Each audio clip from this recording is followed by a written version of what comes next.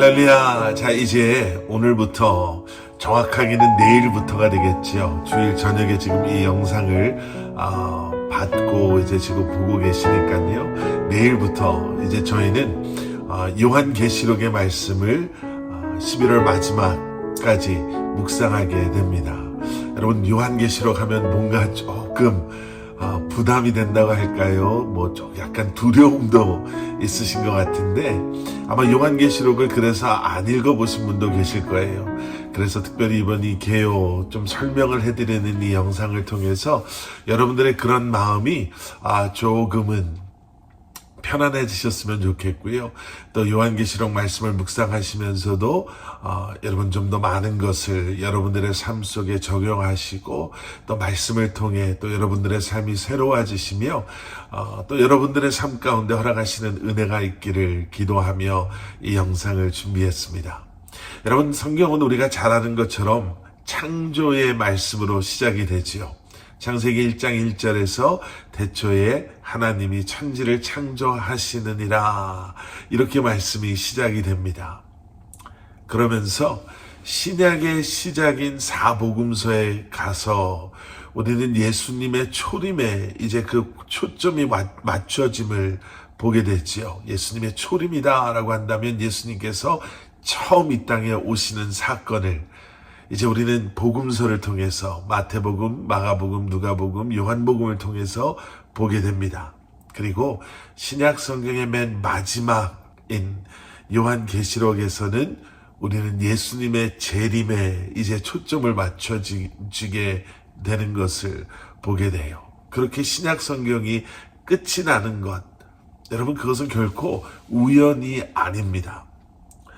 요한계시록은요, 단순히 그냥 신약 성경의 마지막 책이다라는 것뿐 아니라 신구약의 예언적 성취, 하나님의 구원, 그 구속사, 또 예수 그리스도를 통해 온 인류를 구원하시고 회복하시겠다라고 말씀하신 그 하나님의 구원의 계획하심의 성취와 또 묵시론적인 열쇠를 푸는 신구약 전체의 클라이막스다라고 할 수 있는 것이 바로 요한계시록이다라는 거예요. 요한계시록은 1장 1절에서 이 글이 예수 그리스도의 계시라고 아주 분명하게 기록하고 있음을 우리가 보게 됩니다. 자, 그러면서 예수 그리스도의 계시임과 동시에 그 글의 형식 면에서는 편지의 형식을 양식으로 쓰여졌다라는 것을 저희가 보게 되죠. 자, 편지다라고 하면 보내는 사람이 있고 받는 사람이 당연히 있지요. 요한계시록을 보내는 사람, 발신자는 우리가 너무나도 잘 아는 사도 요한입니다. 그래서 요한계시록이라는 이름도 거기서 나오게 된 것이죠. 그리고 이 요한계시록을 받아보는 수신자는 소아시아의 7교회다라고 분명히 기록하고 있음을 우리가 보게 됩니다. 요한계시록은요, 1장 5절에서 은혜와 평강으로 이렇게 시작이 되는 말씀이면서 마지막 22장 21절에서는 예수 그리스도의 은혜로 마무리가 됩니다. 이 요한계시록이 정확하게 언제 쓰여졌는가에 대해서는 여러 주장들이 있습니다. 그런데 로마의 11번째 황제였던 도미시안 때에 사도 요한이 patmos섬에 유배가 되어 있었을 때 그러한 초대교회의 기록들을 우리가 보게 되면은요, 아마 요한계시록은 주후 95년에서 96년쯤에 기록되어졌을 것이다 라고 우리는 추측해 볼 수 있습니다. 이 patmos섬은 에게해에 위치한 작은 섬입니다. 그러니까 지금 현재에도 이 섬에는 한 3,000명 정도의 사람들밖에 살지 않는 이제 작은 섬에 속하는 그러한 섬이지요. 이곳에서 사도 요한은 예수 그리스도의 계시를 글로 써내려갔습니다. 이 요한계시록은요, 책 전체가 먼저 하나님이 계시는 하늘과 인간이 살고 있는 이 땅의 구분이 사라질 것에 대해서 말하고 있다는 면에서 믿지 않는 사람들에게는 다가올 심판에 대한 경고의 말씀으로 받아들여지게 되고요. 또 우리에게는요, 믿는 우리에게는 그렇기 때문에 지금을 거룩하게 살아야 할 것을 격려하고 있는, 그렇게 예수 그리스도의 재림을 기다리며 살아가야 함을 우리로 하여금 기억하게 하는 바로 그러한 메시지를 담고 있다라고 우리는 말할 수 있습니다. 계시록에는 우리가 잘 아는 것처럼 상징적인 또 묵시록적인 표현들이 많이 나옵니다. 이것 때문에 잘못된 이렇게 성경 공부를 통해서 이단들이 너무나 많은 그리스도인들을 두려움 가운데, 아니면 이러한 잘못된 해석 속에 하나님의 말씀의 본질을 잃어버리고 잘못된 믿음으로 빠져들게 하는 경우들이 많이 있는데요. 여러분, 여기서 중요한 것은 무엇이냐면 우리에게 익숙하지 않은 표현들이 많아서 우리가 해석하는 데 분명히 어려움이 있을 수 있습니다. 또 이 요한계시록이라는 말씀이요, 구약 성경을 바탕으로 이야기를 하고 있기 때문에 구약에 대한 이해가 부족하다면 요한계시록의 말씀을 이해하는 것이 또 어려울 수도 있습니다. 자, 그런데 여러분, 우리가 집중해야 할 것이 무엇인지를 우리는 기억해야 합니다. 다가올 하나님의 심판.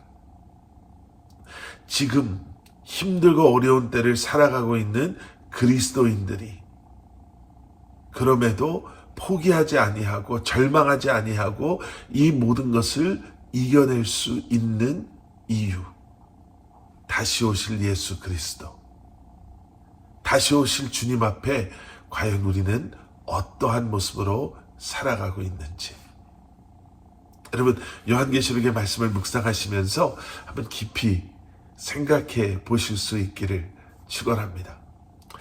요한계시록의 또 다른 특징 가운데 하나는요, 이분법적인 묵시록적인 관점이 가득하다는 거예요.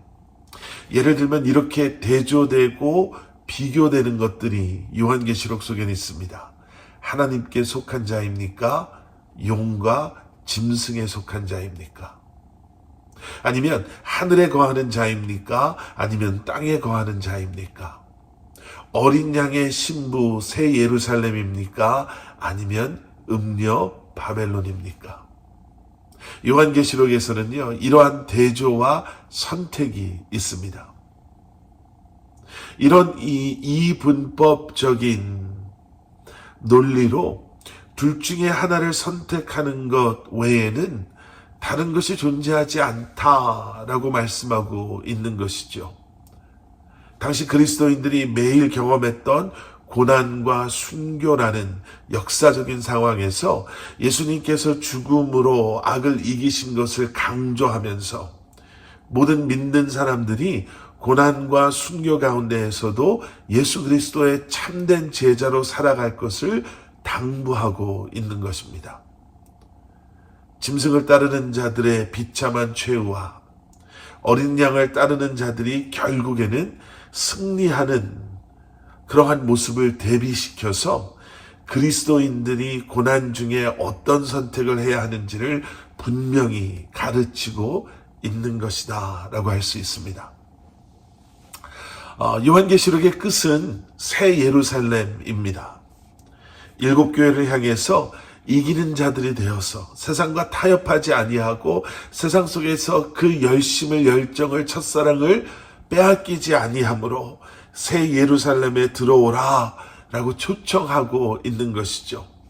그곳은 더 이상 하늘과 땅이 구분이 없는 곳, 용과 그의 무리를, 그리고 그들을 따랐던 모든 이들을 온전히 다 멸망으로 들어가게 한 후에 이 세상은 하나님께서 그의 백성들과 함께 하는 것으로 변하게 될 것을 우리에게 말씀하고 있습니다.